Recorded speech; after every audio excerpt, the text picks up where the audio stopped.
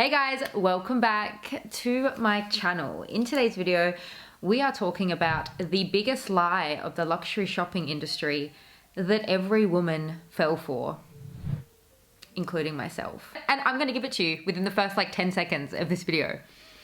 Drum roll, please. Handbags. Designer handbags. Specifically, designer handbags being an investment. Today's video, I am going to be talking to you about designer handbags, luxury handbags is what a lot of people call them.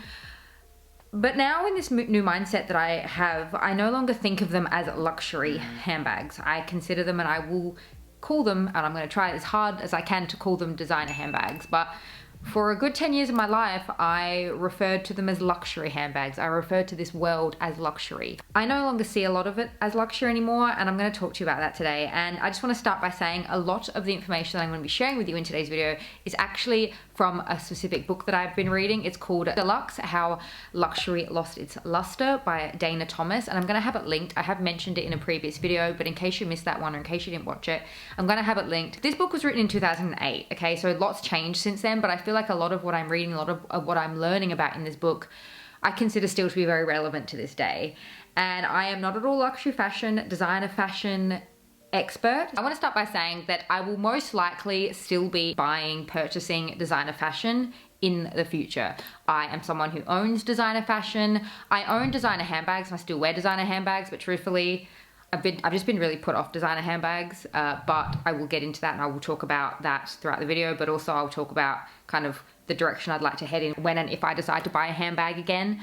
But I see myself most likely purchasing designer fashion at some point in the future, and I'm going to be talking to you at the end of today's video as to what I consider luxury fashion now. If you're someone like me who really didn't know a lot about the history of design houses, or you never really thought too much about the history of a lot of fashion houses, I mean, I think I just got so swept up in the consumerism element and the logos and the status and the luxury of it all that I never really stopped to consider the fact that a lot of the huge design houses that we know and a lot of us love today were actually solely kind of couture houses. A lot of them solely relied on couture. A lot of them were known as couture houses, houses that created beautiful, extravagant, expensive, luxurious clothing. But as time went on, the couture and the heavy focus on couture was replaced with the pushing and the peddling of designer handbags, luxury handbags. Now almost every woman owns or at least dreams of owning a designer handbag. I mean, and a lot of men own designer handbags as well these days. Some have one, some have two, three, four, five. And some of these women are living above average income, living very, very comfortably, while others are living paycheck to paycheck. Design houses are spending more and more on advertising, while the quality of their bags fall to the wayside. In the 1950s, it was estimated that more than 200,000 women worldwide wore couture. In today's day, it is estimated to only be 4,000. Houses like Chanel, Louis Vuitton, Dior, Gucci, houses were turned into brands. There was once a time where true luxury reigned. Luxury design houses stood by their quality, stood by their pieces. It was luxury. But with founders growing older and older, elderly founders and incompetent heirs who were unable to grasp the business mindset, who were unable to thrive and survive in a capitalistic, business-driven mindset, corporate tycoons saw the potential of what these luxury fashion houses could be and took over. I think for a long time, I was brainwashed into believing the story and being pulled into the story, the heritage, the history of these design houses, because there is history there. There is that heritage element, that historical legacy and the craftsmanship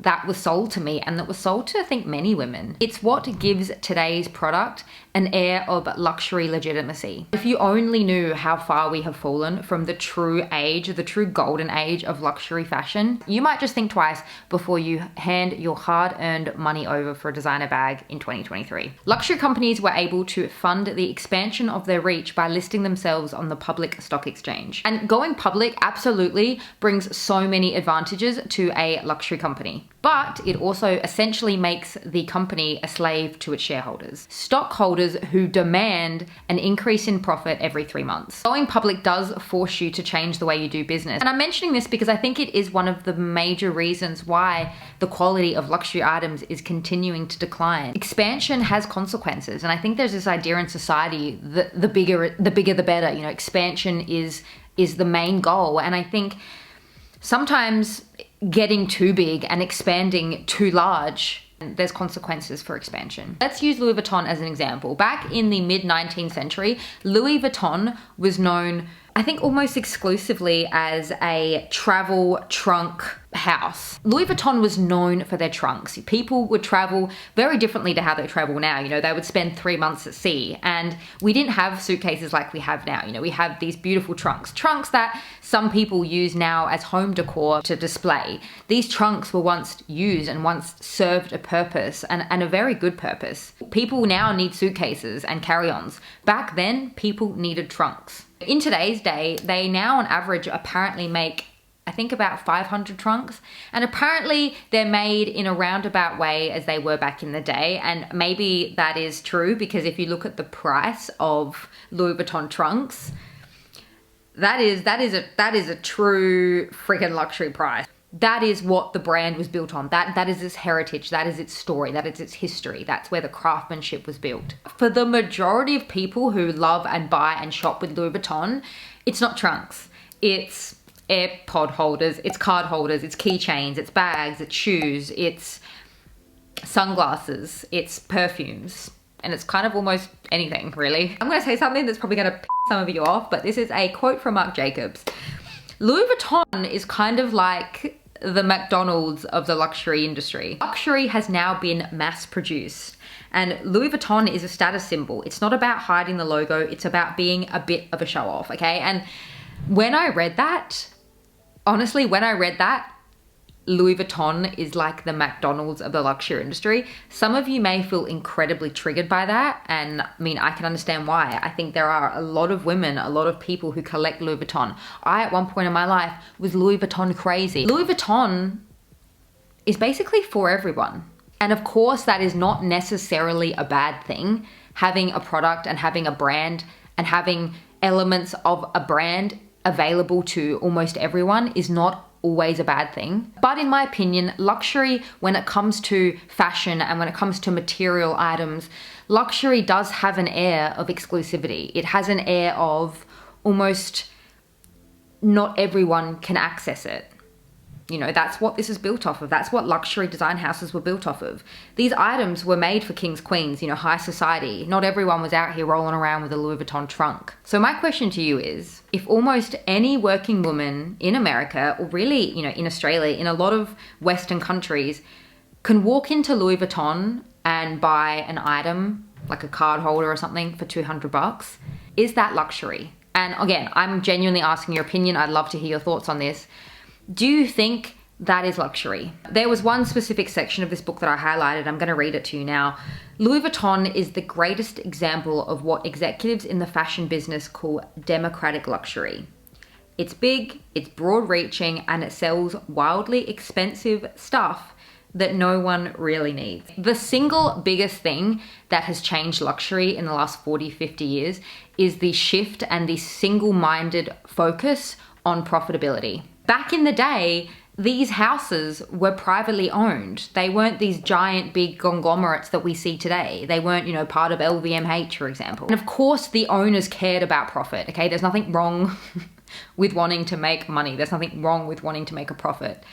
And of course, that was a focus. But I think just as equally as important, if not more, was this focus on quality and the craftsmanship and the art of these luxury design houses that we just don't see today. This single-minded focus is on profitability and how profitable these businesses are. The objective had been replaced with a phenomenon similar to a cult, the cult of luxury. And, you know, I say that as someone who genuinely, looking back, I was like, wow, I did act borderline cult-like. That was borderline cult-like. behavior. Today, luxury items are collected like Pokemon cards and displayed on walls and on shelves like works of art. With the logos so clearly on display, these items are cherished, are treated like works of art on shelves. I mean, people even use their scarves, their silk Louis Vuitton, Chanel, Dior scarves as works of art. You know, they frame them and they hang them up on their walls. And it's people like the CEO of LVMH. LVMH controls around 60 subsidiaries that manage 75 prestigious brands across things like wine and spirits, fashion and leather goods, perfumes and cosmetics, watches and jewelry, and selective retailing. So I'm talking brands like Louis Vuitton, Tiffany & Co., Christian Dior, Fendi, Givenchy, Marc Jacobs, Stella McCartney, Loewe, Laura Piani, Kenzo, Celine, Sephora, Princess Yachts, Tag, Bulgari, and the list goes on. The focus has shifted from what the product actually is to what it represents. And to achieve this, they really had to laser focus in and enhance the element of the timelessness of the brand. They did this by focusing on the brand's heritage, hiring a hip in with the kids designer to give it a cool, modern edge, splashing the logo on everything from handbags to plain white shirts to bikinis. Luxury is now so easily and so readily available. Like the fact that I can go down to my local pharmacy, my local chemist,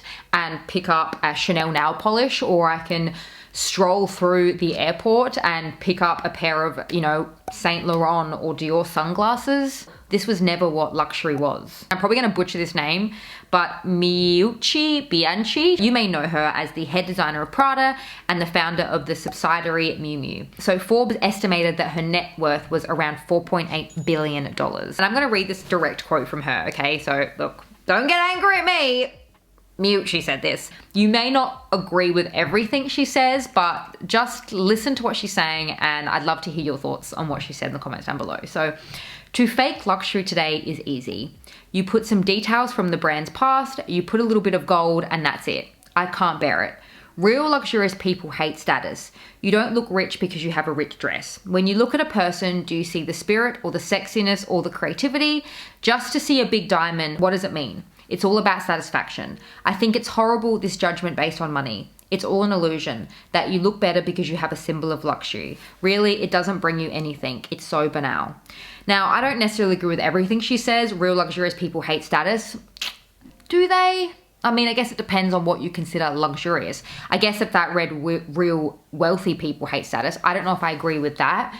Do real wealthy people hate status? I think some of them do, but some of them love the status. Some of them love the look of wealth and the look of the logos. But I'd really love to hear what your thoughts are on that quote. I think that it is very much an illusion. And, I've gotten to the point now where I do think it is partly because luxury has become so mainstream. Luxury fashion has become so mainstream. And, even if you don't purchase it or you can't afford it, it's kind of like it's just all over Instagram. And I guess when things become too mainstream and when everyone starts to dress somewhat the same or kind of begin to try to emulate the same looks, I guess that does lose an element of individuality and it may become a little bit boring. I mean, I think the fact that these are now a dime a dozen, not even the real versions, but there are so many brands out there, so many fast fashion retailers now making knockoffs of this. It's just now the industry, isn't it? It's just now the way of the world. Everybody wants the luxurious look, whether they actually buy the real thing or not. And in today's world, there are only very few European designers that actually have remained privately held. And I think I'm coming to this place now where I would like to spend more of my time focusing and finding privately held small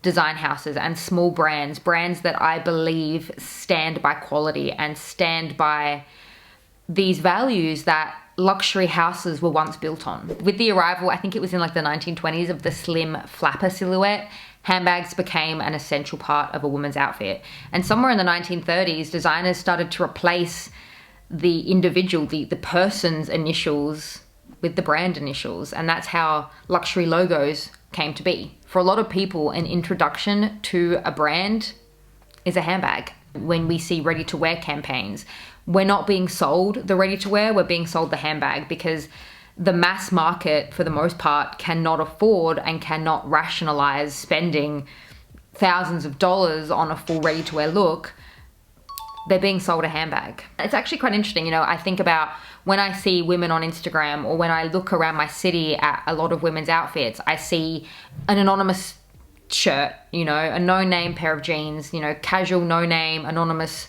shoes, and a handbag. In the late 90s, handbags and SLGs, small leather goods, joined perfume as entry-level products. And unlike perfumes, handbags are visible on the body, and it gives the wearer a chance to showcase their logos, showcase their status in society. When you walk into a designer store, to a luxury store today, you are almost always mostly surrounded by handbags. Handbags is the main seller of a luxury house these days. They are the easiest item to sell because you don't have to make multiple sizes of the same piece of handbag. You know, you don't need like a size 6, a size 8, a size 10, a size 12. They're not as hard to try on as clothing. You look at it, you like it, you buy it. And they are easier to create and produce than perfumes. And I think the profit margins are a lot larger. For most brands, I think the profit is anywhere from 10 to 12 times. And I think for Louis Vuitton, it's something like 13 times. Handbags are the engine that drive luxury brands today. It's actually quite interesting. My boyfriend a few months ago actually asked me, why do you like handbags so much? And at the time, I actually really couldn't answer that question. I pretty much said, look, I don't really like them that much anymore. I'm not as obsessed as I used to be. I'm not really obsessed anymore at all. But it kind of got my clogs turning a little bit, and it kind of is what inspired this whole video itself and this kind of research path that I've gone down. But I think for a lot of women, handbags are the easiest fashion accessory to create an outfit around, you know? Like, I think for a lot of women, it's easier to change your handbag and put an outfit together and, you know, finish an outfit with a handbag. You know, maybe you're feeling insecure about your clothes or the size of your body or just the shape of your body. A handbag will fix that. A handbag will draw any attention away from maybe what you don't like about the rest of your outfit or even your body. Why focus on shoes? A lot of people don't even like their feet. I hate my feet. Designer shoes last nowhere near as long as a designer handbags do, and you just trash them. And I think people as well, their comfort level changes, their comfort tolerance changes. You know, people's feet change, women's feet change with pregnancy or just with different stages of life.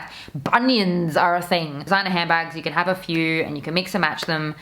And I think that's maybe one of the reasons, but I'd love to hear from you in the comments down below. Why do you think women love designer handbags so much? I hate to say this, but I still think Hermes is kind of the real deal when it comes to luxury and the handbag space. I think when we consider that it takes artisans like 48 hours to make an Hermes Birkin, whereas most Louis Vuitton bags take anywhere from like 3 to 4 hours.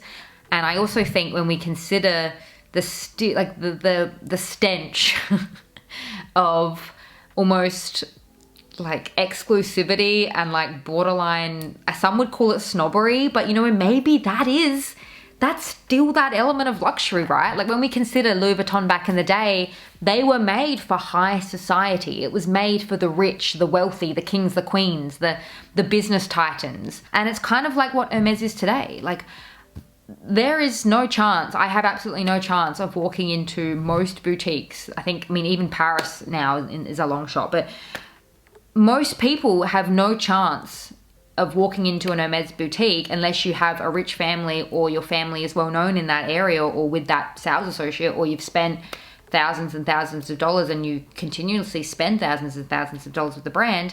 Most people cannot walk into Hermes and get an Hermes bag. I mean, there's one bag that I actually think I would love from Hermes. It's the don't know how to say it, the mini Chaperie. This one, okay? That's actually a bag I think I would like. It fits my lifestyle. I love a crossbody. I love the mini element, but I have absolutely no chance in hell unless I buy it on the pre-love market and then pay double and risk it being not real. Because this is luxury. This is that air of exclusivity, the air of you can't sit with us. It's that divide in wealth, that luxury, and luxury in a materialistic sense is essentially built off of, I personally think. I hate what I'm saying. I kind of think it's true. I think Hermes still has that element of, you know, high society for the kings, the queens, you know, the really well-off people in society. I cannot walk into an Hermes boutique and pick up a bag. I just can't, unless I was to spend thousands and thousands of dollars with them on stuff that I don't really want and I don't really need. I probably wouldn't have been one of the people with a Louis Vuitton trunk. I just wouldn't have been. And I think that's still how Hermes operates today. Yes, you can access their ready-to-wear pieces a little bit easier, their shoes, their nail polish, whatever else, their perfume, but their handbags are still kind of gatekeeped in that way. And I think that's also where Chanel's heading, the direction they're heading in. Weirdly, the quality is just getting worse and worse. I think even now, my friend told me just last week that she was interested in a Chanel bag and she went online to see how much it was, and they'd removed the prices from the website. So they've stopped showing you the prices for things on Chanel. I don't know how long ago that happened because I don't really keep up with that kind of stuff anymore, but I found that really interesting. And this same friend told me that her SA that she had at Chanel stopped replying to her messages. And the last message that she responded to was him showing her a bag. It was like $20,000. And she replied saying, "Oh my gosh, it's beautiful, it's gorgeous. But I've got to be honest, you know, I'm a working woman. I'm putting 2 kids through private school. I just can't justify it as much as I think it's beautiful, and I'm going to kick myself for saying no, but I'm so sorry. I can't spend that money on a bag." And then crickets, radio silence. Why? Because Chanel is moving in that direction as well. I think a lot of Chanel sales associates, I mean, I've never had a Chanel sales associate because I don't spend enough money to. I don't have that access to them. I've never lived in a city where I have access to a Chanel, but I think it's becoming more and more heading in that direction. Like if you do not have an SA and if you don't spend regular money with them, they don't have time for you. They could be making more money and more commission off of someone else. And even when we think of the service, I don't even believe that is truly a luxurious experience anymore. I mean, it's in a world away from the olden days, the golden age of couture and, you know, made to measure and all that. The last time I went into a designer store was I went to Chanel in January and I purchased my wallet on chain. And that truly, I just felt like a person on a conveyor belt in a production line. It was, you know, what do you want? What are you interested in? And I was like, oh, I guess maybe this. And, you know, she pulled out 3 of them and I was trying them on, and she said, okay, which one, do you know which one you don't want? Because I've got other customers or so-and-so has other customers that is interested in them as well. And I was like, oh, okay, I guess take that one away. I'm not interested in that one, or I'm not as interested in that one. And then it was, okay, which one out of these 2? And it was, oh, you know, if you're trying on, yep, I'll take that. It's very much a fast-paced, get you in and out, onto the next customer, onto the next sale. Money making, profit is single-minded focus of these houses, and of course of the sales associates, because it's commission. It's yes, relationship building is part of it, but relationship building is part of it because they need to make commission, and it is their job to sell and make money. And it's very much more that production line in out kind of thing. I think this has been like the longest video of all time.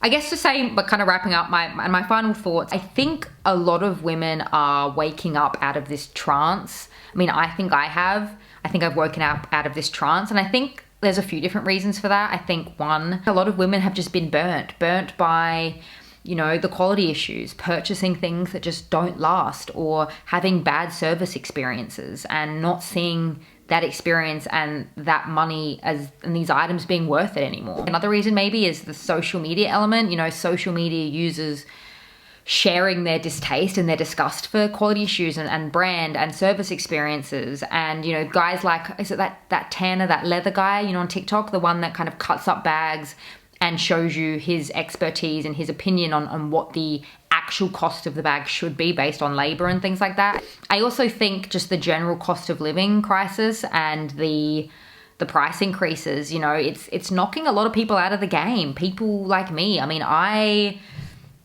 was buying bags for like 10 years. I kind of am over it now. I'm like a little bit bored of it, and it's just not as fun as it used to be. I think it's kind of like, for a lot of people, I think it is a phase. I mean, of course, there's people and there's women who love them and collect them until the day they die.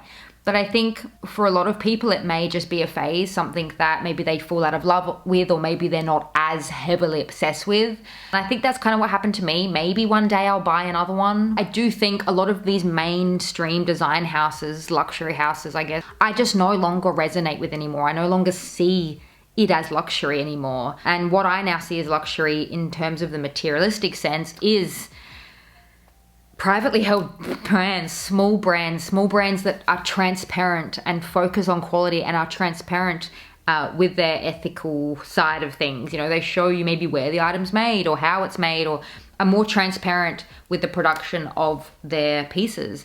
And yes, they care about profit. There's nothing wrong with caring about profit, but quality also stands and is also really important to them. I'm more interested in luxury from the standpoint of quality, small brands that are more unknown, not so mainstream. I'd even go so far as to say made to measure, pieces that are made to measure, tailored pieces. You know, back in the day, similar to, obviously on a more affordable scale, how couture once was, you know, going into a tailor and having something made to measure. I now consider that to be luxury, and maybe one day I might actually go down that path. I remember years ago, I fell in love with a specific Dior dress, and I took it to my local tailor because I was getting a few things altered, and this dress was like $7,000, maybe $8,000, and I was not willing to pay that much. And I asked her, I said, just out of curiosity, how much would I pay? Would you be able to make me something like this? And she said, yeah, I'll probably make it for $500. $500, yes, is still expensive for a dress. However, I mean, what, 8,000 or $500? Which one do you think? And you know, I just think I'm more interested now in that made to measure, that personalization, the tailoring, the made to fit me and my individual body, my proportions, made by just one woman in my local alteration / tailor. That is very intriguing to me these days. And just, yeah, like I said, going back to that small brands, those more unknown brands, those up and coming brands. And it's a shame that I've gotten to this point. And yes, there's probably a lot to do with social media as well, because I do think, as much as I hate to admit this, I do think there is an element of luxury that's almost like not everyone can have it. And I almost feel like now, for my mindset, luxury has gone so much further in the other direction, where it is looking for brands that not everybody's looking for, not everyone's interested in, up and coming brands, like quieter brands. It's not so much of that really publicized, mass produced, mainstream thing. But truthfully, I mean, the smaller, more quieter, that route takes more effort, takes more research, I'm not gonna lie. It's so much easier to just scroll the big sites and find what you're looking for. So yeah, I mean, I just think it's really interesting how my idea of luxury has completely changed, and now what I've learned about the luxury industry and now how I view it, it is a little bit tainted, absolutely, but I think it is kind of the truth. And I think for a long time I was very much sold the idea of the craftsmanship, the story, the heritage, the quality, the investment, when truly for a lot of these design houses, none of that really matters anymore. It is single-minded profit and the illusion that the heritage, the brand, the illusion that story is what's keeping a lot of these brands still at the top of the game, and the desire for people to have a slice of that luxury pie. I mean, but like I said, tell me, is it luxury? Is a $200 card holder luxury? I bought multiple card holders for $300-400 that just turned to crap, discolored, broke apart, whatever. Is that luxury? I know this was a super long video, and I'm so sorry. I felt like it was really long, but I'd love to hear your thoughts, and I'd love to hear what you think of this particular video today. And of course, I need to say again, most of this today came from How Luxury Lost Its Luster, How Luxury Lost Its Luster by Dana Thomas, but also just my opinion, okay? Just my opinion. Who am I except just a woman on the internet? Thanks so much for joining me in today's video. Thank you so much for watching. I'm gonna have another one linked to you right here. If you haven't had enough of me just yet, feel free to join me over there. Thank you so much for joining me in today's video, and I'll see you in my next one. Bye.